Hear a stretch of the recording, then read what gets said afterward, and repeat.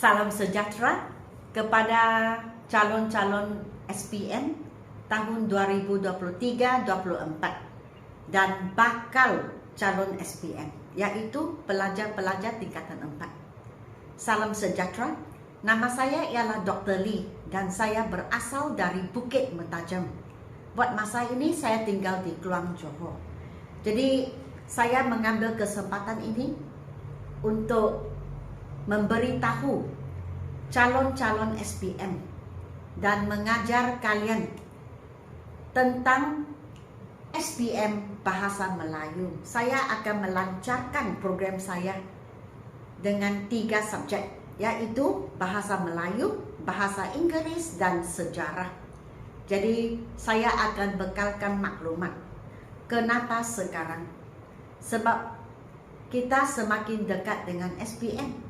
Dan sekarang pelajar-pelajar buat masa ini pasti sudah bersiap sedia. Jadi tinggallah sedikit motivasi dan sedikit gerak gempur dari pihak saya. Jadi saya akan memberi tunjuk ajar kepada kalian.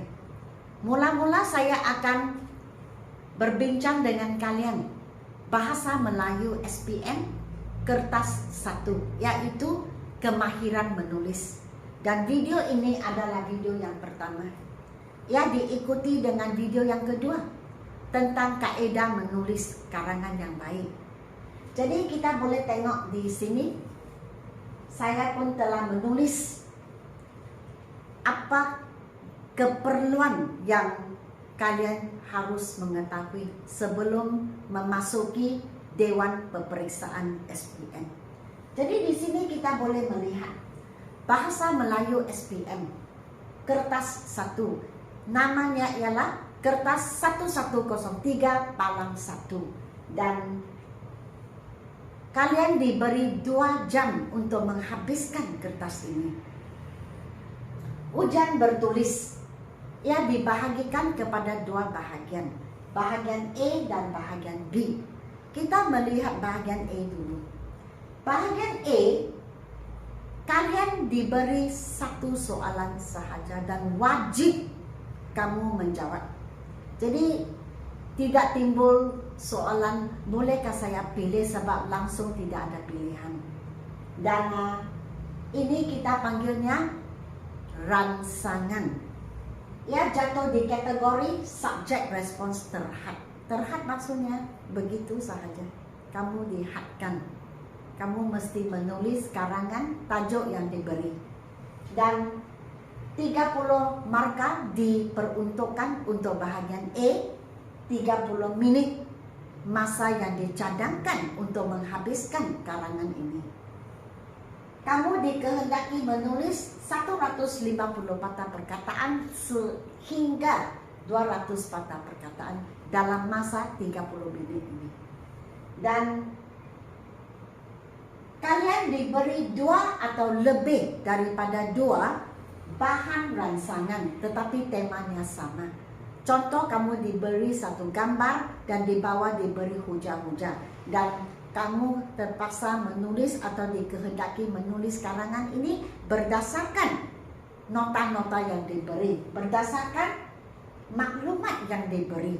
Jadi mungkin ada 2, mungkin 1 gambar raja, hujah-hujah, ataupun gambar dan gambar raja.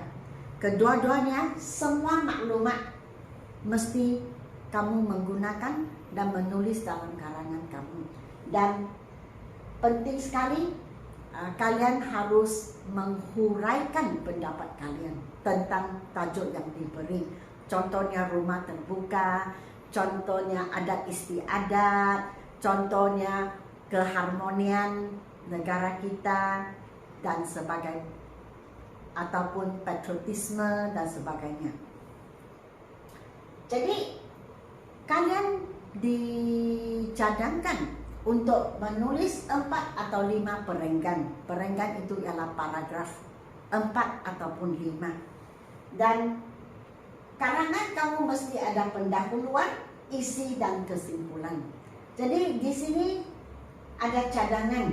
Pendahuluan terpulang kepada kalian ingin menulis 150 ataupun 200 patah perkataan.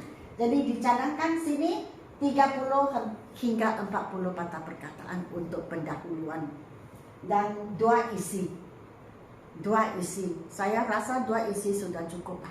Jadi 2 isi ini setiap isi 5 hingga 60 patah perkataan dan untuk kesimpulan 30 hingga 40 patah perkataan.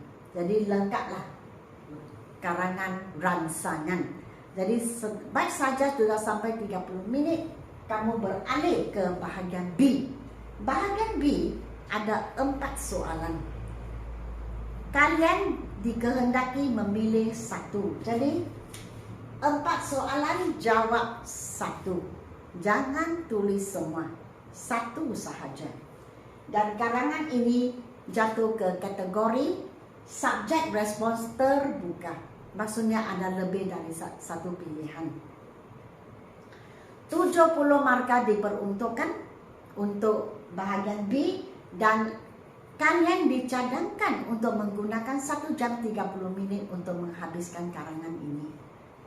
350 patah perkataan hingga 500 patah perkataan. 1 tema sahaja seperti ini, 2 atau lebih bahan rangsangan tetapi temanya sama. Di sini 1 tema sahaja dan kalian dicadangkan untuk menulis 7 perenggan ataupun 7 paragraf. Pendahuluan, isi 5 dan penutup. Dan di sini penutup ataupun kesimpulan sama juga.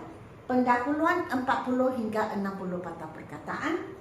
Untuk setiap isi 55 hingga 75 patah perkataan dan untuk penutup ataupun kesimpulan 40 hingga 60 patah perkataan. Oke, so inilah ujian bertulis bahagian A dan bahagian B. Jadi mungkin ada di antara kalian yang menyoal mengapa Dr. Lee tunggu sampai sekarang. Saya ada sebab-sebab yang tertentu. Sebab saya inginkan para calon untuk menyediakan bersiap sedia. Jadi buat masa ini saya pasti kalian pun sudah bersiap sedia.